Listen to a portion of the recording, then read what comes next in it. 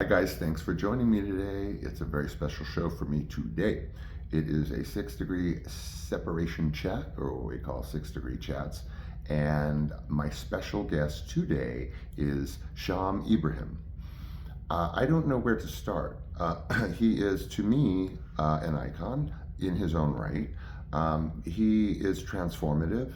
I don't want to sound like I'm going down a list, but I really kind of have to. Among all of the phenomenal things that Sham is, he also, is on record as a drag queen. Of course, he is drag par excellence, but he'll see this when he sees this, but it's very difficult, not very, but it's challenging for me to consider him a drag queen. Yes, well, he's queen in his own right, and there is drag definitely involved, but he is a drag artist. He has been doing his form of his interpretation of his authentic self, which is Sham as we know him, for a long time, guys. Okay, not that he's certainly younger than I am. So is everybody. I'm as old as Jesus' sandals. But I don't know, in creating a lead-in for Sham, I don't even know quite where to start. So I guess, go default to this fabulous list. Pop artist, well known, not in his own right, just well known. A pop artist that is different. I grew up with nothing but pop art and op art in my father's home. He was a collector. Everything, Liechtenstein, George Herms, of course, Warhol. So Sham falls into that category of a classic pop artist, and he has offered up his creativity to luminaries, just out from the joy of his heart. But it catches on like fire and has for years. All you have to do is Google Sham IBRAHIM, because I didn't even know where to start with the pictures, and the pictures again are transformative. You'll see Sham IBRAHIM, okay? Just the name, you don't have to put artist or anything. He's all over, and well-deserved all over. So I'm not going to take up too much more of Sham's time waiting for my call. So we are going to get into it. I just have to say also, as a kind of cool, funny last note that he's going to see when he sees the interview, Sham, is that in going through the thousands of fabulous photos of you, which again, one from the other, talk about reinventing yourself from photo to photo. So I, of course, saw some photos of the other incarnation of Sham, a Sham IBRAHIM that was different in look. Beyond that, I don't know, but I did see a couple of those photographs, and I'm telling you guys, whoa, don't go looking for them, because that, I don't know. I mean, that is not the Sham IBRAHIM that we perhaps know and love, but he's also an artist.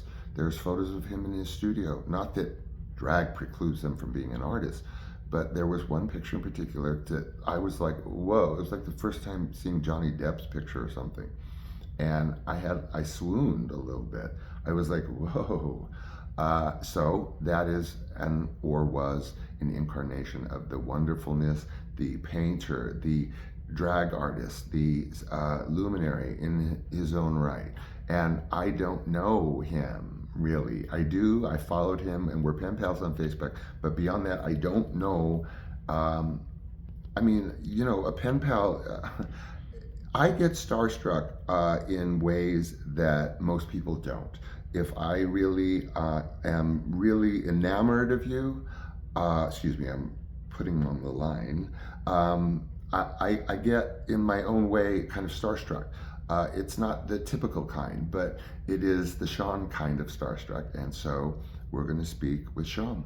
So he is in Los Angeles, and he is in, well, I don't know, since they changed all the area codes. Do you know that when I was a kid, there was only 213? Okay, so how does that sound, kids? Okay, I'm as excited as you are. Hello? Sham? Yes, is this Sean Fry? Yes. Is this the Sham Ibrahim? Yes, and it's pronounced like it sounds like shampoo without the poo, just Oh sham. my God, you're kidding. I thought when we chatted last night, I was saying Sham. It's Sham. Yeah, it's sham, S-H-A-M. Oh my goodness. Well, my apologies to my audience, but all this time, see, I've never heard your voice. I've never heard you on camera because you've been interviewed, well, mostly on the red carpet. And so my apologies, Sham, all this time, No, you're fine. because, Please, it's an honor and a pleasure to oh, talk to you. And oh honestly, I goodness. think just so your audience knows, Yes, yes, Sean and I have never actually met in person. We're just sort of friends on social media because yes, we sort of run in the same, yes, let's just call it Hollywood community. yes, And, there's a lot of people like you who are on my social media who I've not necessarily met, a lot. let's Yeah, call it internet friends with, yeah, yes, right? internet friends. I So it's like a real that. honor to talk to you. Well, I mean, it's more than an honor. Sham, I was kind of gushing a little bit. You'll see when you see the show. And on top of that, well, that's a surprise. But one of the things I had mentioned, Sham, is that I don't. It was challenging for me to do lead-ins or descriptions or titles on you because you are an ocean of creativity in so many directions that the list goes on. And I don't mean to gush, but I mean, is that not true to Sham that he is creative in so many thousands of directions? What is it like? Well, I really appreciate you, and I'll tell you, I'm a fan of yours. I mean, I saw E.T. as a child. Okay, that was Yeah. one of my favorite films. Yes. So just to even be talking to you, it's such Oh gosh. I'm sort of starstruck, to be Well, honest, quite well, frank. But yeah. I Number. to be honest with you, I have to tell you, maybe you weren't aware, but I've sort of transitioned, and I go by she and her Yes. now, Okay.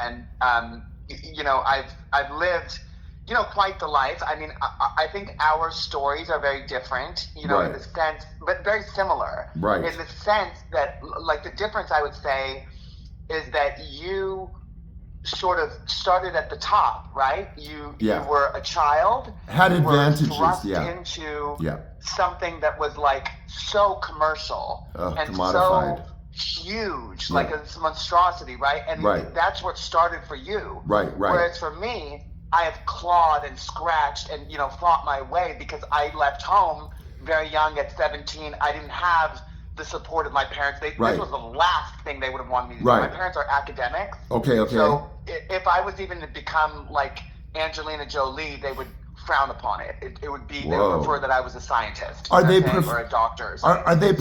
Are they professors? More than that, my father he's retired now, but when he retired, he was the president of the university. Okay, he was like super high up in education. My dad has a PhD. Okay, he's a brilliant man. Okay. He was an engineer. Wow. So I was very the opposite. I was, for your audience, if you're not aware, I'm an artist. Yeah. And I'm a drag queen, and Yes. I'm a performer that was always interested in the performance aspects of life, and I was always wanting to be on a stage and perform, since I was a little kid, but it just wasn't what my parents wanted for me. So, I left home very early. Things were turbulent. I left when I was like 17. Yeah. I went to San Francisco with nothing, you know what I mean? And then I took, you're going to love this, but What?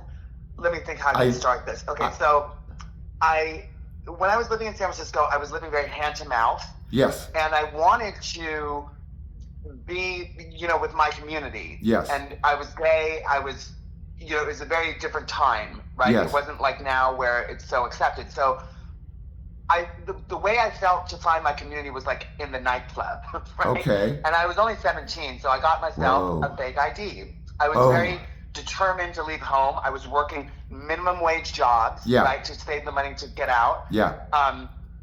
And I had a job at Blockbuster Video. A customer came in that looked similar and was 36 years old, so I just kept his ID. And then I ended up using that ID to go to bars and clubs, gay bars and clubs, Right. and I started go-go dancing at these clubs for money. Right? What? I wasn't even 18 years old yet. Yeah, but the IG said I was 36, and I piled so much makeup on my face that nobody knew. Oh my God! Yeah, it was right. So I don't want to skip too ahead of myself, but I'll just say this much. Yeah. This is something you're going to really trip out about. So from when I started go-go dancing, there was like a talent scout that was like, do you want to be an extra in a movie? Now that's all I ever wanted to do was be in movies. So I said, of course, you know what I mean? So it was a movie with Timothy Hutton. It went straight to video. The movie's called Just One Night. You can find it. If you watch the scene, I'm actually totally in it with Timothy Hutton in one scene. I've got green hair. I'm like an 18-year-old club kid, right? So anyhow, so from there, I got bit by the movie star bug. Yes. And I wanted to be a movie star. Yes. And I thought my vision was I was going to be like the Boy George of movies. You know, I was going to be this like androgynous sort of makeup wearing, in movies, right? Yeah, gender I came to Los Angeles. I took a Greyhound bus to Los Angeles. I did the same thing, go-go dancing at clubs, and then found my way into being an extra. And this is the part where I'm going to finally shut up because I just hush. The first job ever I got in Los Angeles as an extra was AI for Steven Spielberg. Are you kidding me? No, you can watch the movie. They cut the whole entire scene out. There's like a futuristic Vegas scene. Right? And if you look right behind Jude Law in one scene, you will see my arm and my tattoo. Oh my God. They cut the whole thing down to nothing. I worked on the movie for 3 weeks. What? I could say a lot about it. Yeah. I will say Steven Spielberg is a genius. He is. And just to be in his presence was incredible. Yeah. Right? Yeah. And just to sort of like see his process and how he did things was just incredible. Right. But at the same time, I was young and immature and, a train wreck at the time. Go-go dancing in nightclubs. Yeah. And not exactly sober. You know what I mean? Well, yeah. And I don't know how to explain it, but I didn't take the job seriously. I didn't see what was in front of me. Yeah. But at the same time, it was, in hindsight, I was so lucky to just even be in the presence of that set, you know what I mean, and be standing there. So, yeah. Who knew we had that in common, Sham? Good Christ. Nobody knows that, really, because I'm completely cut out of the film. So, wait, just real quick. So, in that whole kind of futuristic Vegas-y place, you were, like, in and about that crowd? Absolutely. And back then, when I used to show up to these jobs as an extra, it was very different back in the day. Yeah. First of all, a lot of them paid cash. Not this job in particular, but a lot of them did. Yeah. Second of all, they would look for what they wanted, a punk rocker, a club kid, whatever. Yeah. A drag queen. Yeah. They would go find the real thing. It was not about finding an actor and putting some makeup on them. It was like they would find the real thing, and that's why they were in the nightclubs scouting. Oh, scouting. That's right. You said that. Oh, so that led to AI. Yeah, and back then also the other thing was that, I would show up to these sets. I mean, I did so many. AI was just one. I mean, I can tell you, I'm in the Sugar Ray music video. I Googled that. George Michael. Lots I could go on and on. Yeah, but lots. So check it out. Just press pause, zoom in, there I am. Yeah, story of my life.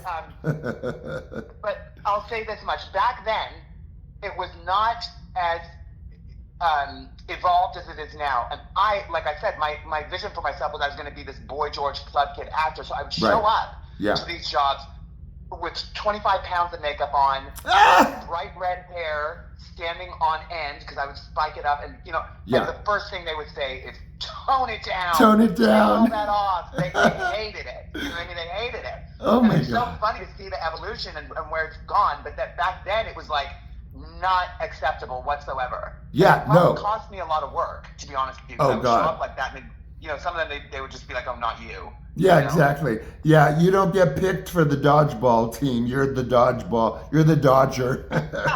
Yeah, exactly. I'm telling you, this is right. so. I mean, it's like the first coincidence, with Steven, and then I'll just really quickly interject. You talked about, presenting yourself to the industry in that manner. I will tell you, I don't think, I don't know, whatever, if I've mentioned it maybe, that my interview and callback for E.T., I was alternative, for lack of a better word, too. I was at my callback sham in tight black jeans, boots, a tattered yellow acrylic sweater over that, and a muffler tossed across my neck. This is 1980, 81. So and when I'm hearing that description, to me, yeah, that doesn't sound so radical. No, but on for men to think, oh my gosh, yeah, you know what I mean? Well, that's yeah, funny. but after hours, I was like basically like Grand Theft Auto, quite frankly. But so that was no, I mean, I'm not kidding. What do you mean Grand Theft Auto? You were like a criminal? Well, I never got caught, but yeah, if you look. If you look 2 shows ago, not to get into this again, but if you look 2 shows ago, I read off my rap sheet, my unarrested rap sheet from 14 through 15, and there's 7 felonies and 10 misdemeanors, and I'm not proud of that. But so yeah, that was toned down for me because that was 14. I turned 15 like the second day of shooting, so I suddenly sort of backpedaled on all of my bad boy days. But wow, yeah, I didn't know that. Yeah, I followed your story and I a little bit because we're friends online, and yeah, I did know that you fell upon very hard financial times. Yes, and I did. Yes, had seen that, and it was really I had a lot of compassion for you because for your audience that doesn't know. No. Look, if you're not an A-lister and your name is not top billing, you're not making money, okay? Tell me about it. I do a lot of reality TV. For those of you that don't know, also, I'll tell you, if you want to watch me, you can see me on MTV Catfish. Okay, MTV SHAM, Catfish. SHAM Catfish, you'll see it. I'm on Judge Steve Harvey, Botched, Vanderpump. I've done a lot of stuff, right? Botched, Judge Steve Harvey, and okay. I'll say that you don't get into it for the money. You do not get into it for the money. Like stage work. Like stage work. Performing, yeah. Really. Yeah, No, just like stage work. You don't, I mean, you fall in love and then, oh well, you're destined to a life of poverty. Right. But tell us about that, man. Yeah. Where do you live now, Sean? Are you in Los Angeles? No, I'm not actually. We moved out of LA. It got like crazy expensive, as you can well imagine, and or as you know. And we moved to Arizona, to Tucson, second largest city next to Phoenix in Arizona. Oh, how cool. Yeah, well. Listen, Sean, I'm going to just pitch this on here. I don't really care if people hear me. Yeah. But I'm trying to do a podcast too, and I will drive there to meet you. I will happily drive there. Well, it's not that far from me. Well, we have a 2-bedroom with a loft, 2-story, 2,000 square feet with a yard. Oh my God, you're too sweet. Yeah, you're too sweet. God bless you. I never stay. When I travel, I always get a hotel. I'm just like that. I'm so independent. Yeah. I would totally come to. I mean, I would think you would make a fabulous, guest. I really love your story, and I love thank you. to talk to you and sort of learn more. Well, I have a book coming out, a full book, about 150-page book, Robin Hood Press. It's been such delays, I can't tell you, with Vanity Press. These companies, they are so jammed with people trying to tell their story, and not with these life books, these other things, but like real published books, that there's been a log jam that's lasted weeks. I'm working on it. I'm now shooting for an end of July full launch, and I'm going to do a book reading in LA so I can see you one way or the other. Oh, cool. Well, then I can come meet you there. Absolutely. Yeah. It's an invite probably, but I'm half time in Palm Springs, and also for your audience, if you ever want to see me in person, I perform twice a week. I do drag queen bingo at the Hood Bar and Pizza in Palm Desert. We do a Friday show at 9:00 p.m. And if you can believe it, I'm doing my makeup right now to get ready for our Sunday show, which is at 5:00 p.m. So I perform twice a week here in Palm Desert, California. What? Friday night, 9:00, Sunday, 5:00. If you ever want to see me, it's free to play, free to win. And if you ever want my artwork, that's where you get it. You can win it at the bingo. I don't have a website. I don't have any of that stuff. I don't know how to do that. I'm too old. I don't know how to get that. So I've never understood these websites. Yeah. So me too. That's how you can find me. But you win it at the bingo? Yeah.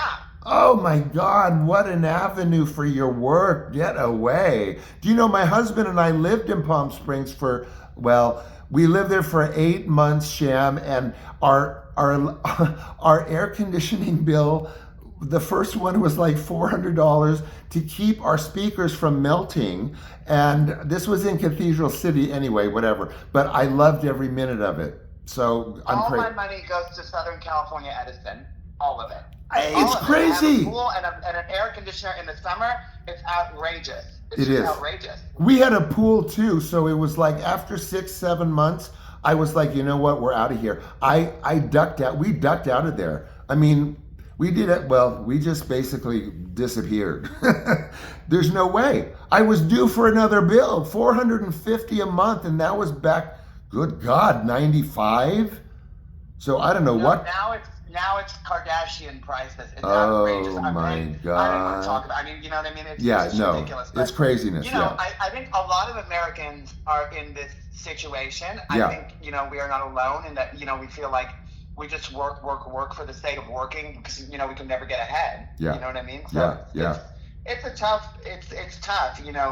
And I think in show business, when you're in this type of work that we do, I think that there are no hours. No. There are no rules. Nope. There's no, even though there's a union, acting union, I've been in the union since I was 19, right? But it's like, does that do really, anything? Hold up when you're doing non-union stuff? And, No. You know what I mean? It's No. You know what I'm saying? Like, No. And we all have to do it. I mean, Yes. I don't want to get in trouble saying No. this, but I mean, Well, do you think any of that reality television is under a union contract? No, it is not. No, it is not. No. We do what we have to do. You know what I mean? To survive. It's survival, and it's a gamble. And like one day you can have work, the next day you can not know whether you're going to be able to survive or not. No. And there's the aspect of the sort of self-worth aspect, I think, that people don't quite understand. Like me, for example, I only feel as valid as the last thing I did and how well it performed. Oh, and being a Sham. performer who performs twice a week in a nightclub, Yeah. what that means to me is that I had an audience. Yeah. I entertained them. Yeah. I did a good job. I Yeah. made them laugh, and they had a good time. When it's television, it's just numbers. It's ratings. Yeah. You know what I mean? Yeah. So, it's a lot of that. A lot of my self-worth relies on how well I performed on my last whatever it was. I hate that. And I then hate on that. top of it, you have the whole world Yeah. wanting to give you their opinion and Yeah. tell you in your ear what you did wrong and why you look so terrible and why they're such a fucking ugly piece of shit, or whatever they say on the internet. You know what I mean? Relentless. So relentless. I would say if you want to do show business, you really have to want it. You so have to want it. You so have to want it. I mean, you have to. I mean, Sham, you have to be willing to give up your life for it. You know what I mean? You do. That's what I meant when I said there are no hours. Yeah. There are no, there's no clocking in and clocking out. Yeah, There's no real measure of like success, because like I said, even when you do something that goes viral or does this or does that, well, then you got to do it again tomorrow. Yeah, you know what I'm saying? yeah, So the measure is constantly, like the measuring stick is constantly in front of me. Yeah. Like it's not behind me ever. I can never just take back and go, oh, I did that. No. You know what I mean? No. And even you, who started, and this is why I want to come back to like our similarities. Yeah, our please, difference. please. Even though you started at the top, Yeah. you still, because you're an entertainer, Yeah. live by those rules. And Yes. that measuring stick will always, for you, Yes. be ET, which is so fucking rough. Yeah. That is so rough on a person. And a child, in fact. It's so rough. Yeah, yeah. So I have a lot of empathy for that. Oh my God. Well, Sham, you understand me in ways that other people don't then. I mean, I would like to know, coming as someone who had to, like forge this out for myself, were your parents involved? Did they send you on auditions? How did this work? Oh my God, it's such a deep dive, but I'll try to sort of do some encapsulations. My mother ran basically fashion in Beverly Hills in the 60s. She was, the fashion director for Saks Fifth Avenue from 60 to 70, and then fell into the industry, fell into casting for 5 minutes, and then fell into commercial production of commercials on television. My dad was an actor going way, way, way, way back, and they were married for a very long time. A struggling actor after the divorce, struggling actor. But yes, I got thrown into it at 6. By 6.5, I was shaking a soda can in a tree, Mountain Dew, Yahoo, Mountain Dew. And so I was actually SAG after an equity by 7. So what a story. yeah. Yeah, 71 SAG shows, my card shows 1971 active. And I was born in 66, so there you go. Six years old in a tree. That, to me, that's so fascinating. That's why I want to talk to you on my podcast, because it's just so fascinating to hear this, because my story couldn't have been more different. You know what I mean? Really? And when I got my SAG card, I mean, I had to fight and struggle and scratch my way, because they wouldn't give those vouchers away. And for your audience is going to know, Screen Actors Guild is basically the union for all actors, right? Mm-hmm. Brad Pitt, Andrew, they're all in there, right? Yes. So you want this status so that you can get paid more on jobs, and that you can sort of be considered a legitimate screen actor, right? Correct. I wanted that so bad, and doing that extra work was my way of achieving it. Now, as an extra, you're not always given this voucher that can make you eligible to join. You're often given a non-union voucher. No, you're and not. Back then, that non-union voucher paid $50 for 8 hours. Yes, it whereas did. the SAG voucher paid $100 some odd dollars for that amount of time. So obviously, I wanted to get in that union. So I had to fight and scratch my way to get there, and I did. I did it. I just didn't even get the money to join. It was $1,500 back then to join, and I had to get that money any way I could, and I did. Golden, brass ring, grab it, It's unbelievable. It's almost the same thing for both of us, but dovetailing in reverse. You know what I mean? It's exactly. That's exactly right. It really is. And I think, to be honest, this is a common thread and theme, I think, for all performers. And I think, especially for child performers, I see so often the struggle, right? And when I look at someone like Tatum O'Neal, and then I look at someone like your co-star, Drew Barrymore, right? They had very similar trajectories in winning academies at such a young age, and blah, blah, blah, and all that stuff. Now, you look at Tatum's career, and you look at Drew's career, and you see that they both had the struggles with addiction, the this, the that, which I think a lot of us do. A lot of us have that, right? I did. And then I look at where Drew's at and where Tatum's at, and I have to think to myself, wow, a lot of it is also just luck and being in the right place at the right time. You know what I mean? Because you can have everything done the right way, and it just has to be that right opportunity. So it's a kind of combination of luck and a combination, I think, of the right. The having the personality and the determination and the grit to want to do it and to want to put up with it. Because a lot of people who started where you did ran away and never wanted anything to do with it again as soon as they became adults. Bingo. Were your parents forcing it on you because they were actors? I'm curious. No, not forcing.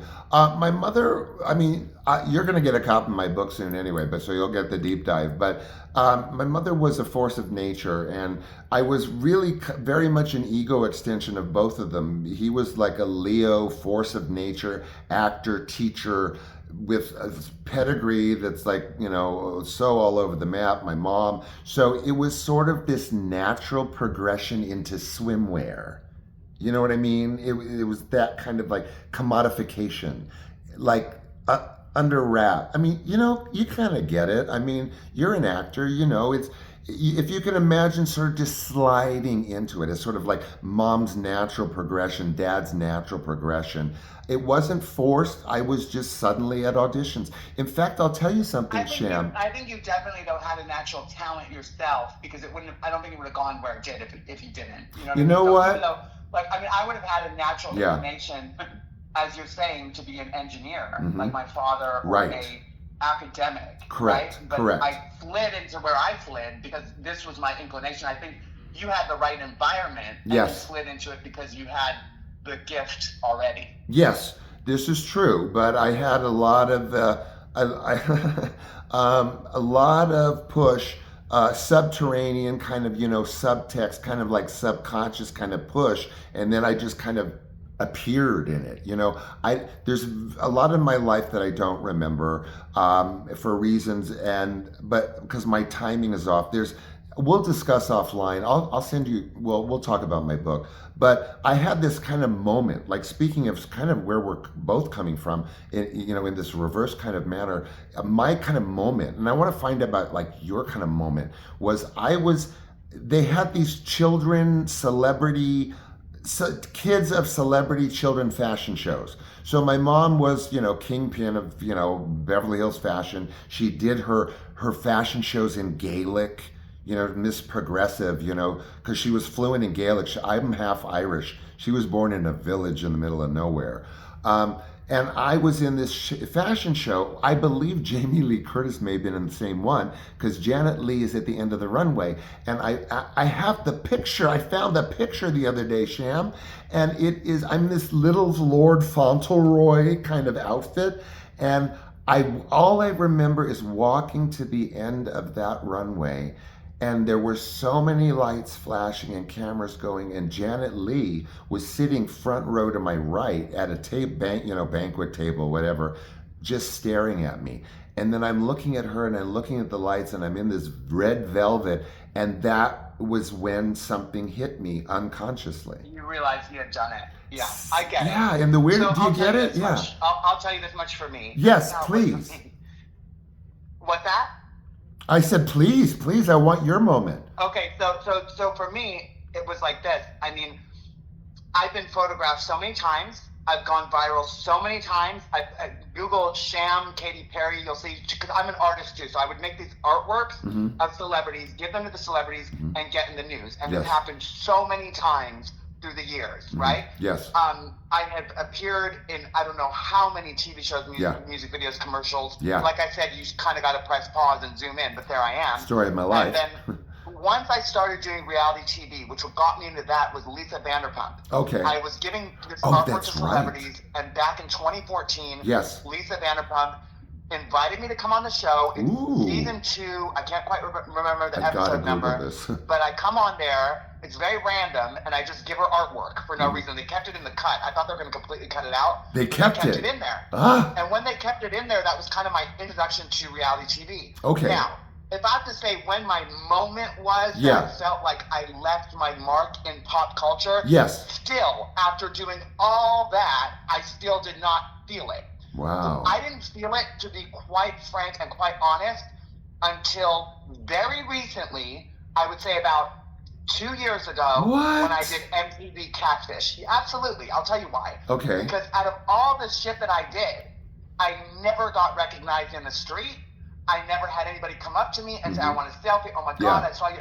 Until Catfish. What? And I will forever be grateful to Viacom, Neve Schulman, the executive producer and star of the show, and MTV, for giving me that opportunity, because what it was even though it was a nightmare to be catfished and be embarrassed on TV, what it was an hour on television telling my story and coming out as a trans person on for the first time and doing it in an audience like that. I mean, it was life-changing for me, just the experience of telling my story, and then to have that many people see it. I think 6 months later, I had found myself in Vegas. I was doing a job there, a modeling job, and I was walking in that Fremont Street.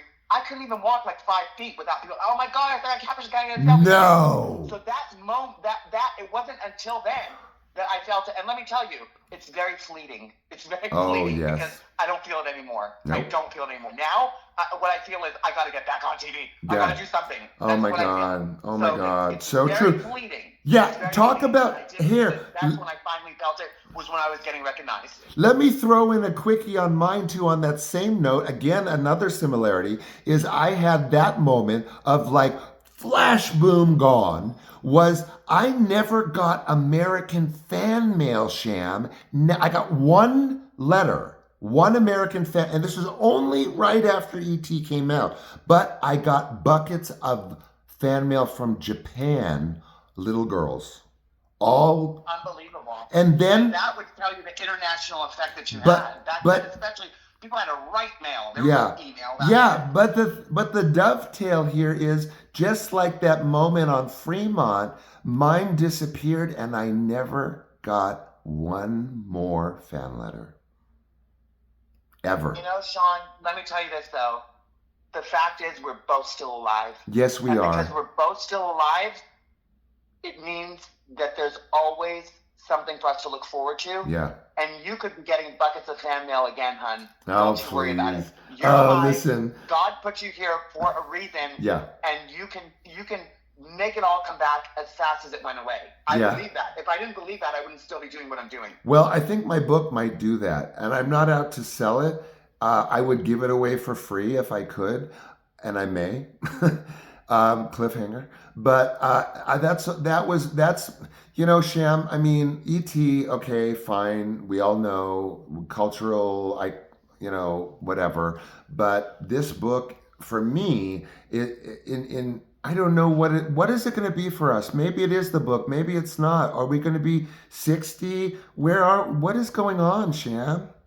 Well, I think what we have to do is be so grateful and realize, like, oh my God, we were a part of something that people can only dream of. Yeah. And I think I'm really looking forward to reading your book because I do think it could have that impact. Absolutely. Mm-hmm. Absolutely it could have that impact, and a much bigger impact, I think, than film and television, because let's face it, film, television, all this stuff, it's a fantasy. Yes. Your book is real. Yes. Your book is real. You know what I'm saying? So I think that there's a big, there's people want authenticity. They're starving for it. Really? You know what I mean? I think your book is much more authentic than a career in television or film. Yeah. And I think that is really what people will be able to relate to. How are we starving for authenticity? Why and in what ways is it resonating for you? Well, I think we live in a world that is so digital, and it's so,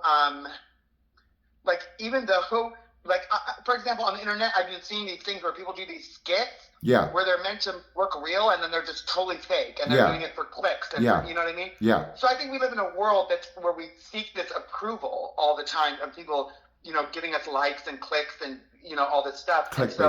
What we're looking for is a real experience, in life. And really, I'm not so sure that we find that in our passions or in, I think you kind of just find that by, I haven't found it yet. Right. Don't ask me. I'm not the authority on this. But, wow.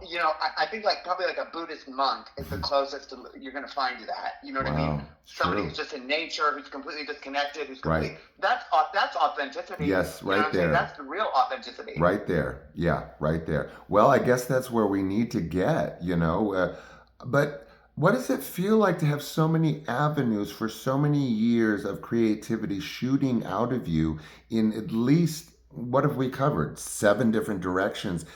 And then you're only feeling stuff now, Sham?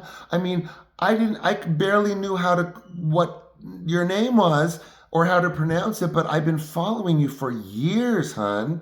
Like 15 years. Thank you. I mean, I'll tell you this much. It's, the reason for that is I was busy doing it. Yeah. Don't forget. It's like I said, when I say I clawed and scratched, just didn't believe. I mean, these art shows I did, I would be working so hard till my fingers were bleeding. And do you think that artwork draws itself? Yeah. It doesn't draw itself. I draw it, I frame it, I hang it, I tell it. You know what I'm saying? So I had to do everything myself. And by the way, through all this, I've never had an agent. I've never had a manager. What? I've never had a publicist. I've done it all myself. You know what my publicist is? I was with my best friend, Alexis Arquette. Yeah. We were in the bathroom. Yeah. And she was using that product, the toilet paper. The brand is Kimberly Clark. Yeah. She said, you know what? That sounds like a great drag name manager. So I created an email at Kimberly Clark at AOL.com. That's been my publicist since forever. Are you kidding me? Absolutely not. I just called Lady Gaga's manager, spoke in third person like I'm Kimberly Clark. Yes. Oh. Absolutely. I'm dying. I'm dead. I was dead. to negotiate to give her artwork, so yeah. I'm dead. Absolutely. I'm dead. Absolutely. Kimberly Clark, that is sheer genius. But it does sound like Alexis was a genius, by the way. Did you guys know each other? Yes, we were close. I knew it. I had a feeling. Maybe that's how you ended up on my Facebook, because of her. Maybe. Because she was, I was on hers, and maybe that's why. Yeah, we were close. We were close for a long time. I mean, not inseparable close, but from way 93 when I was doing drag full time through 94. I was doing drag full time. Then I met my husband, screeching halt. But we stayed in, I mean, you know, yeah, when he lived in Hancock Park, I was there a lot. When he was downtown, he would do this kind of, you know how he did this kind of fancy house sitting here and there, you know, and yeah. So I worked my way through a few of those fancy house sittings, but yeah, I love Alexis, but. I love Alexis. That was my best friend. Wow, Sham, I didn't know that. Oh yeah. Wow. That was my best friend. The first person I met in Hollywood at the go-go dancing job at 19 years old. She was the performer of the night.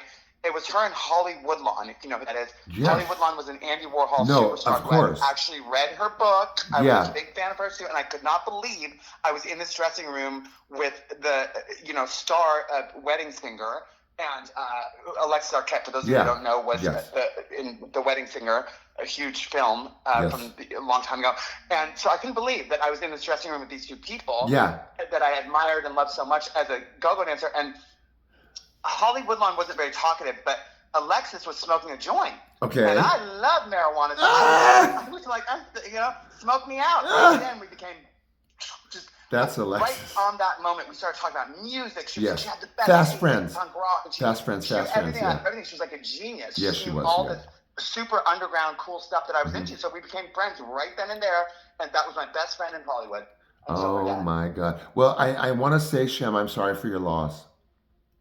Thank you, baby. I'm sorry for the world who lost such an amazing artist and talent. For those of you that don't know, Google Alexis Arquette. She was a groundbreaking, you know, human being. I mean, she was sort of, from my recollection, she was sort of the first transgender actress, like, in Hollywood to really be, like, well known. This is before Chaz Bono, before Cher Sun. Yeah. You know what I'm saying? Yeah, and she maintained her level of fame from the pre-Alexis through the Alexis that we knew and loved, maintain the same level of fame. You know what I'm saying? More. More. Yes, correct. Back then, it was not like it is now. When I would walk around with her in Hollywood, people would throw things at her, and you know, you tranny freak, and you know, fag, and all that. They scream. You know what I'm saying? But she didn't exactly help the situation. Like it was now.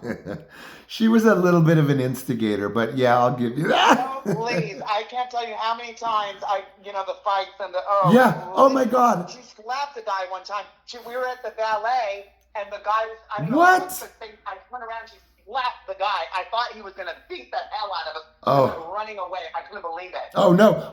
When I was staying at one of her places downtown when she was doing the house setting, it was only, okay, let's say 3 levels up in the condo, high rise, whatever. But she, of course, was out on the fire escape. And it was right outside the window of the fancy apartment. And there are, like, you know, thug, I hate to say that, but it was not the best neighborhood. And of course, Alexis, with her pillows, is on her section of the fire escape, taunting them like gangs. But she would often, she had a lot of boyfriends. Yes. Men loved her. Yeah. So sometimes I would see these guys that looked like they just got out of prison for like a quadruple homicide, and they were just, you know, we're walking along, and then she's like, suddenly I turn around, she's hooking up with the guy. Yeah, you know what I'm saying? Like, the men loved her. Yes, they did. Yes, they did. She was a man magnet. So sorry. So Sean, I gotta take this. Okay. Work call. Yeah, I talk to you for hours. Yes, and we will podcast. We're going to talk offline. And I love that this ended this way. That you got to run. Okay, girl, you go. I wish I didn't, Sean. I honestly, you can call me back. I'll talk to you more. Oh, please, we will. But we're going to wrap it up. Thank you for joining us. This has been like beyond I thought it was going to be, and that's my favorite. So I'm going to let you go, love, and. Well, Sean, I love you. Thank you for giving me the platform and the time. God bless you. And I really would love to talk to you on my podcast too. Yeah, this is the beginning of everything. Okay, dear? I hope so. Oh, I love please. you, Sean, and thank you to everybody that listens. Okay. Thank you so much. Okay, thanks again. Bye, honey. Bye, hun. Oh, I love this. Okay, so that's like totally not the interview that I thought it was going to be, but it was amazing. I try to give everyone a break. at as early as I can, and we're at about 44 minutes. So look forward to lots more of that. I mean, I can't wait to basically get offline here and wait for her show and get back online because this is great. Okay, so anyway, gushed enough today, right? Enough Sean gushing. You know, we have a tremendous interview tomorrow with one of my mega starstruck people that are gracing my show. That will be tomorrow. And you'll get, of course, plenty of promos on that. We also have a couple of special 6 degree chats next week. But look for tomorrow. Goody, goody, goody. Okay. Thanks for putting up with me. Thanks for being with me. And as usual, I love you guys for sharing all of this. Okay? So, see you soon. Bye.